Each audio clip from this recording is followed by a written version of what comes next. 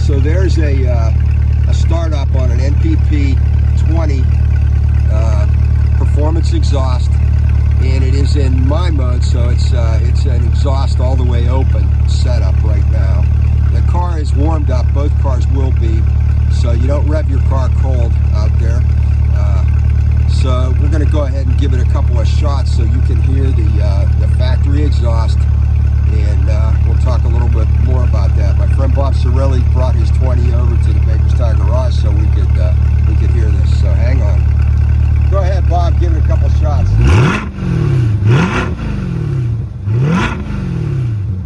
Okay.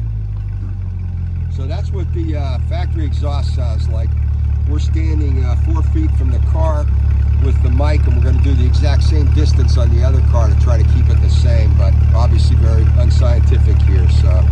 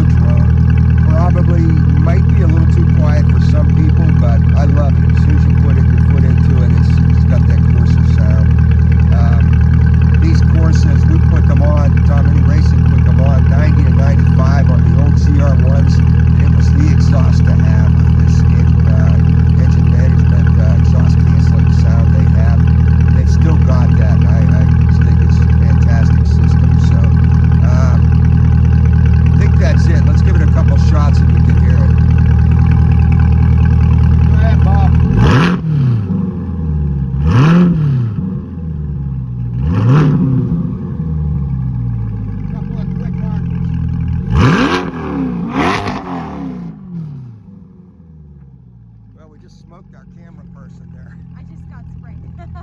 we got that a little too hard. Oh well. So I think that's it on here. Are we good? All right. So here's the factory exhaust taken off of my car, and you can see pretty complicated, pretty heavy. It does have the black insulation package around it. It comes from the factory. I think to keep the heat out of the trunk or slow it down. And I've not experienced any issues, but the Corsa does not have insulation there, so don't know if that's a problem or not. Sure looks good though. You can see the square exhaust tips with a little smaller pipe coming out. So I just didn't like that as well. You got a round exhaust. It seems to me you should have a round pipe. So I love the look of the big aggressive Corsa tips on there versus the square tips. And of course, I think the Corsa weighs less too. Like we need a little more acceleration, right?